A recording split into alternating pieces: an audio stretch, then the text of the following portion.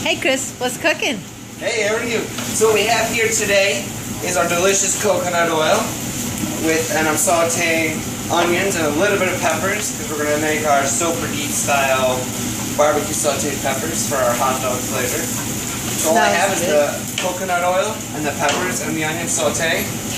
Now I'm going to add some of our Sopra-Geek barbecue sauce. It's just any kind of barbecue sauce you like, a little mustard, and Italia. If you want to make it a Latin style, you can use mamita sofrito or hot flash. Yeah, so we're just going to pour a little in here. And you know, you're in total control when it comes down to your Sopra-Geek kitchen. So you can put as much and as little as you want. There's no wrong way. And we're just going to let this go, and then we're going to have some sauteed onions for our hot dogs or anything you want to use them with. Sounds delicious. Barbecue sauce also tastes good inside of a meatloaf. Have a great day.